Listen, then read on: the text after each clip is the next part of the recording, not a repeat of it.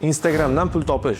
Hozirgi kunda hamma shu haqida gapiradi, lekin agar siz Instagramdan daromad qilish uchun, pul topish uchun faqatgina mashhur bloger bo'lishim kerak deb o'ylasangiz, xato qilasiz, chunki men mashhur bo'lmasdan turib pul topish mumkin bo'lgan hozir 10 ta yo'lni sizlarga birma-bir sanab beraman. Xo'sh, birinchi yo'li, kelinglar. Birinchi yo'lni aytishdan avval o'zimni qisqacha tanishtirib o'tkazsam, meni ismim Usmon.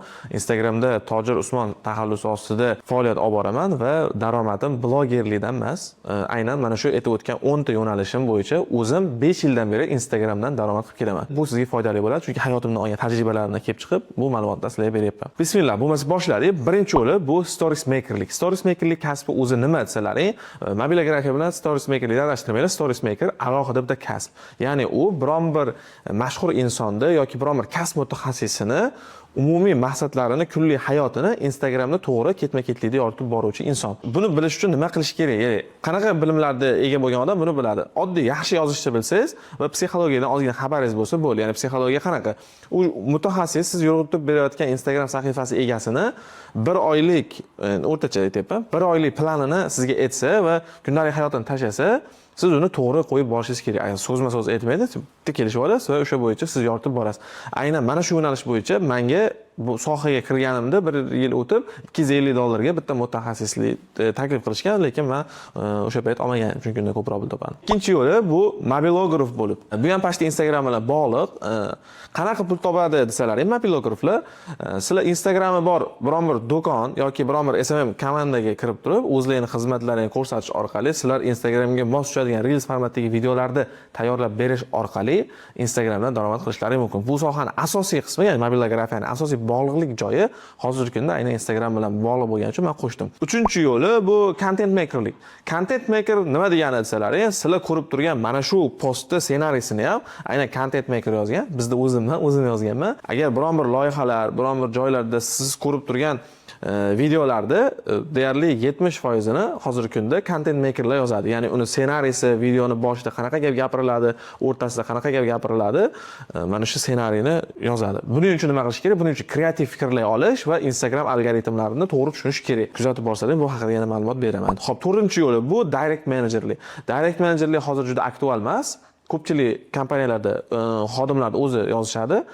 O'zi buni vazifasi nima desalaring, mana masalan bitta loyihamizda kuniga 100 lab, 200 lab, 500 lab odam murojaat qiladi. Lekin call centerdagi odamlar faqat unga javob berib ulgurmaydi. Biznes egasi esa undan muhimroq ishlar bilan band. Siz shuni bitta odamni oddiy qilib aytgan Instagramini olasiz, shaxsiy profilini va undagi ma'lumotlarni olasiz. O'sha ma'lumotlar bo'yicha siz direktdan javob berib o'tirishingiz kerak uni SMS-iga va yoki siz o'sha joydan sotuv qilishingiz kerak yoki call centerga yo'naltirib olishingiz kerak. Mana shu direct managerlik deyiladi. 5-inchisi bu targetolog. Ya'ni targetolog nima qiladi desalaring, agarda siz bu videoga target reklamasida ko'rgan videoyingiz orqali qo'shilgan bo'lsangiz, buni aynan bizning targetologimiz reklamani yoqqan. Katta kompaniyalarda har qanaqa qurilish va turli reklamalar Instagramda o'tirsangiz, reklamalar siz obuna bo'lmagan odamni reklamasi sizga kelib chiqadi. Buni aynan targetolog yoqadi. Ya'ni noldan holatda targetolog muhim emas, lekin mana shu reklamani to'g'ri nastroyka qilib, pullarni to'g'ri ishlatish bu targetologning vazifasi va bu ham Instagramdan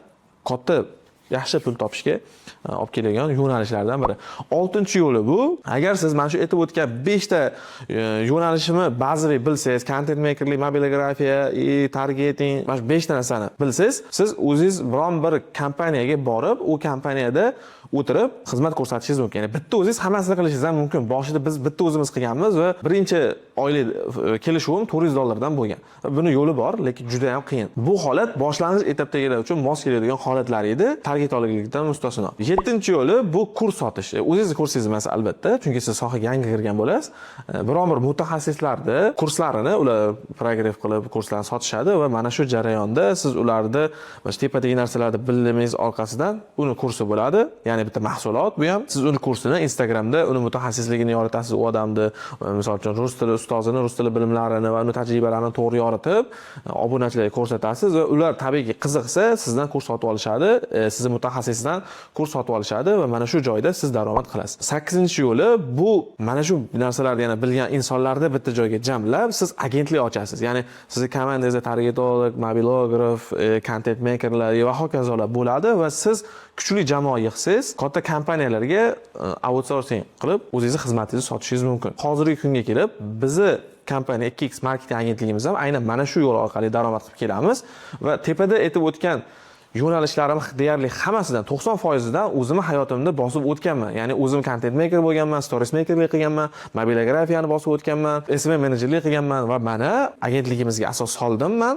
Alhamdulillah agentlik orqali biz tashqi kompaniyalarga, ya'ni qurilish kompaniyasi, metan propan sotish kompaniyasi va go'sht import qiluvchi katta kompaniyalarga xizmat ko'rsatamiz va ularga foyda olib beramiz. Agar sizga bu yo'lni bosib o'tishim qiziq bo'lsa, sizda savol tug'ilishi mumkin. Faqat xizmat ko'rsatishmi? Yo'q, o'zim biznes qilib, o'zimni bizneslarimda ham mana shu bilimlarim orqali savdoyimni oshirganman. Agar mana shu bilimlar, mana shu bosib o'tilgan yo'ldagi mashaqqatlar, qisqa qilib jamlangan ma'lumotlar sizga qiziq bo'lsa, Telegram kanalimizga kommentariyadagi link orqali qo'shilib olishingiz mumkin. O'sha yerda yana ham batafsil foydali ma'lumotlar bilan yoritib boraman. 9-yo'lga keladigan bo'lsak, bu istalgan kasb mutaxassisi bo'lsangiz, o'zingiz yo'nalishingizda, masalan, siz do'koningiz bo'ladigan bo'lsa, o'sha do'koningizda masalan adyol sotasiz. Adyol sotadigan do'koningiz bor, o'sha do'koningizni Instagram sahifasini ochasiz. O'sha brenddan sotuv qilish orqali siz savdolaringizni 2, 4, 5, 10 barobargacha ko'tarishingiz mumkin. Va bunga misol mana bu sahifa bo'la oladi. Bir yaqin do'stimiz Instagram sahifalarini rivojlantirish orqali men gaplashdim va perpesga ham qo'yish so'rab ko'raman, balki mumkin bo'lsa qo'yaman.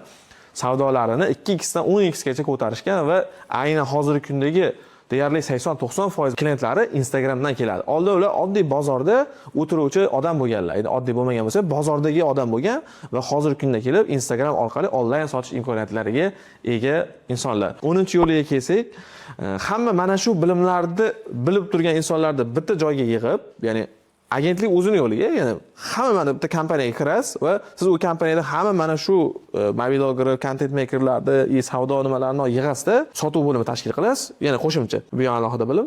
Lekin sotuv bo'limi bo'ladigan bo'lsa, sotuv bo'limi bilan kollaboratsiya qilib birgalikda ishlash orqali savdodan foiz olasiz va o'sha foiz sizga daromad keltiradi. Va shaxsan o'zim oxirgi paytlarda eng katta qilgan daromadim mana shunaqa bizneslarda savdosidan sherik bo'lib, ya'ni men ular bilan hamkorlik qilganman. Bo'ldi, men sizga qancha savdoyingiz?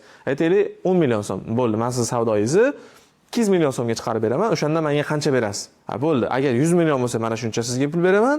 Agar 200 million so'mga chiqarib bersangiz, sizga mana shuncha ko'proq pul beraman deyilgan shartnomalar orqali kelishuvlar amalga oshirganmiz va daromadimizni yaxshigina o'stirdik. Bizning challengelarimiz bor, ya'ni noldan Instagram orqali $2000 daromadga chiqish challengeini qilgan edik va bu challengeimiz alhamdulillah bu videoni ko'rib turgan bo'lsalaring yakunlangan va Instagramda men buni e'lon qilgan bo'lishim kerak. Bu proses 99% hal bo'lgan va biz bu daromadga chiqqanmiz alhamdulillah. Endi bundan keyingi yana ham bu agentlikni kattalashtirish va bizneslarni qanaqa qilib Instagramda yana ham ko'proq daromadga olib chiqish haqidagi mavzular sizga qiziq bo'lsa, aytib o'tganimdek Telegram kanalimizda sizni kutamiz. Hozircha bu haqida hech qanaqa kurs yo'q. Kuzatib borsangiz, balki sizga foydali bo'lsa, bularni tashkillashimiz ham mumkin.